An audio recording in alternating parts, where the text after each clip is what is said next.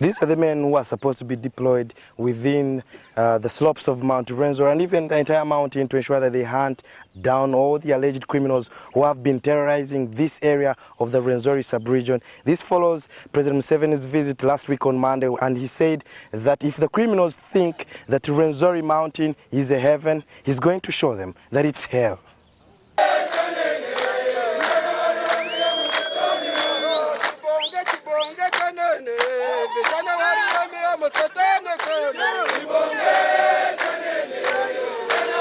UPDF soldiers engaged in warm-up exercise ahead of the start of the operation, which will see them climb the steep rocky slopes of one of the highest mountain ranges in East Africa, measuring up to 16,761 feet.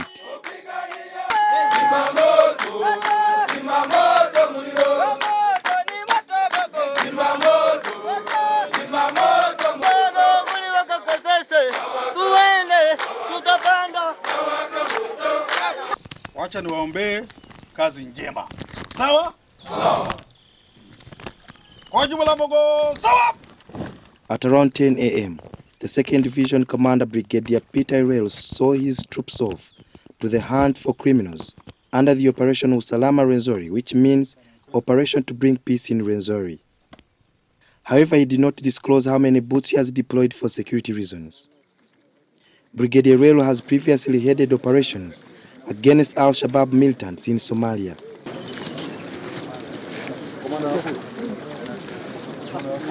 Boot to boot, the soldiers moved to sweep the mountain ranges.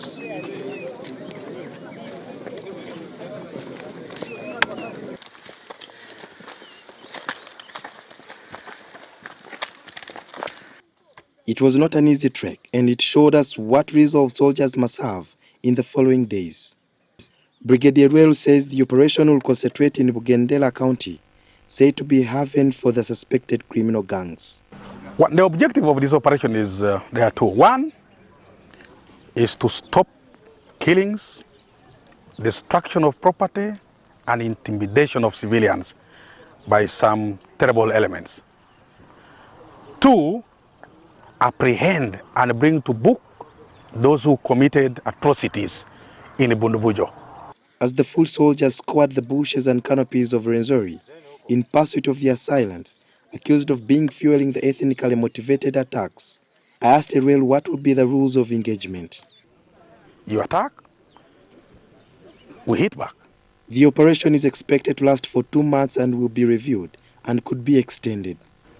We shall not abandon those positions which we have identified as very important.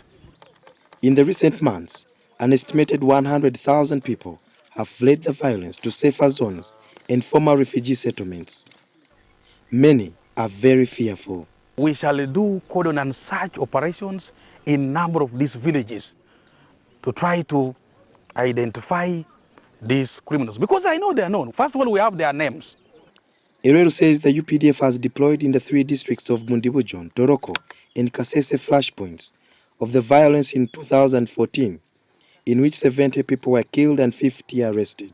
So we are going to occupy those places, dominate, carry out patrols, ambushes along those routes they use to camp down, to slaughter people, and make sure that nobody does it without being detected. Security agents suspect that the assailants take advantage of the thick vegetation, as well as the cold and forbidding nature of the mountain ranges, to train and replenish their numbers. Sudhir Byaruhanga, NTV.